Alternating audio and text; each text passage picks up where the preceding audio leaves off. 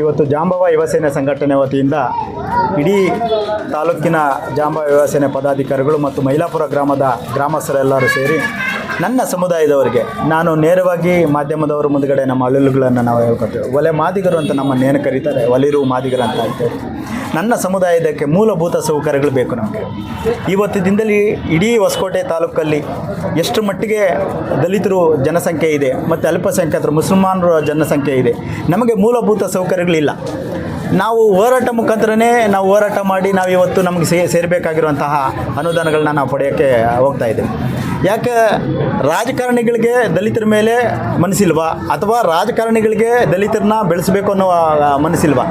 ಇವತ್ತು ದಿನದಲ್ಲಿ ಹೊಸಕೋಟೆ ತಾಲೂಕಿನಲ್ಲಿ 35ರಿಂದ 45 ಸಾವಿರ ಜನಸಂಖ್ಯೆ ಮೇಲೆ ದಲಿತರಿದ್ದಾರೆ. ಹೀಗಿರಬೇಕಾದ್ರೂ ಕೂಡ ನಾವು ಬೇರೆ ಏನು ಕೇಳ್ತಾ ಇಲ್ಲ.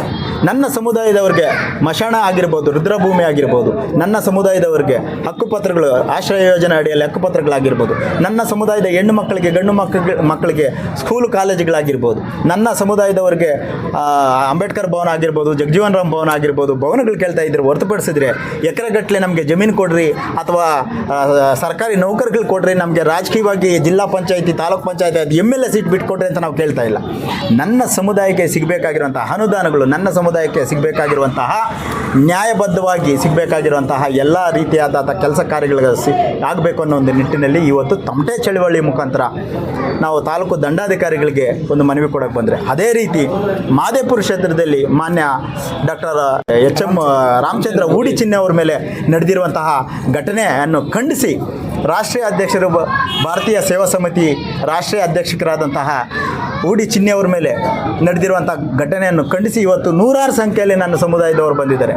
ನಾವು ಕರೆ ಕೊಟ್ಟರೆ ಇಡೀ ಕರ್ನಾಟಕ ರಾಜ್ಯದಿಂದ ಸಾವಿರಾರು ಜನಸಂಖ್ಯೆಯಲ್ಲಿ ಬಂದು ನಾವು ಸಂಘಟನೆ ಪ್ರಭಾವ ಏನು ಅನ್ನೋದು ಹೋರಾಟ ರೂಪದಲ್ಲಿ ನಾವು ತಿಳಿಸ್ಬೋದಾಗಿತ್ತು.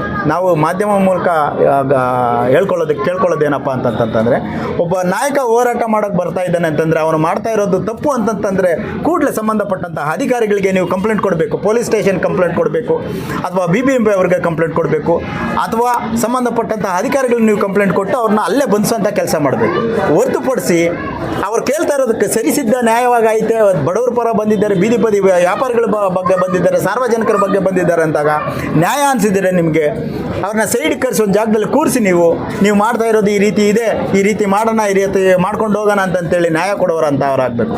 ನೀವು ರಾಜಕೀಯ ಪ್ರಬಲಿಗರಾಗಿ ನಾವು ಬಲಾಢ್ಯರು, ನಾವು ಸವರ್ಣೀಯರು ಅಂತಂತೇಳಿ ಏಕಾಏಕಿ ಅವ್ರ ಮುಂದ್ಗಡೆ ಪ್ರತಿಭಟನಾಕಾರನ ಎಲ್ಲರೂ ಸಮಾಧಾನ ಮಾಡಿಸ್ತಾ ಇದ್ದರೆ, ನೀವು ಹಿಂದ್ಗಡೆಯಿಂದ ಬಂದು ಏಕಾಏಕಿ ಅವ್ರ ಮೂತಿಗೆ ಹೊಡೆದು ರಕ್ತ ಬರುವಂಥ ಗಾಯ ಅವ್ರನ್ನ ಮಾಡಿಸಿ ಅವರು ಹೃದಯಾಘಾತಕ್ಕೂ ಕೂಡ ಒಳಗಾಗಬೇಕಾಗಿತ್ತು. ಅಂಥ ಒಂದು ಪರಿಸ್ಥಿತಿಯನ್ನು ತಂದಿಕ್ಕಿದ್ದಂತಹ ನೀವುಗಳು ಎಷ್ಟು ಮಟ್ಟಿಗೆ ಸರಿ? ನಾವು ಮಾಧ್ಯಮರ ಮುಖಾಂತರ ನಾವು ಬೇರೆ ರೀತಿ ನಾವು ಮಾತಾಡಬಾರ್ದು.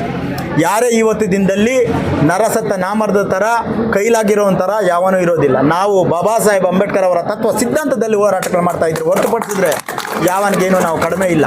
ನಾವು ಕಾನೂನು ಕೈಗೆ ತಗೋಬೇಕಂದಿದ್ರೆ ಅಲ್ಲಿ ಸಾವಿರಾರು ಜನ ಸಂಖ್ಯೆ ಇದ್ದರು, ಸಾವಿರಾರು ಜನರು ಪ್ರತಿಯೊಬ್ಬರು ಒಂದೊಂದು ಏಟ್ ಹಾಕಿದ್ದಿದ್ರೆ ಅಲ್ಲಿ 10 ಜನ ಇದ್ದಿದ್ದು ಅವ್ರ ಮೇಲೆ ಹಲ್ಲೆ ಮಾಡೋಕ್ಕೆ ಬಂದಂಥವ್ರು.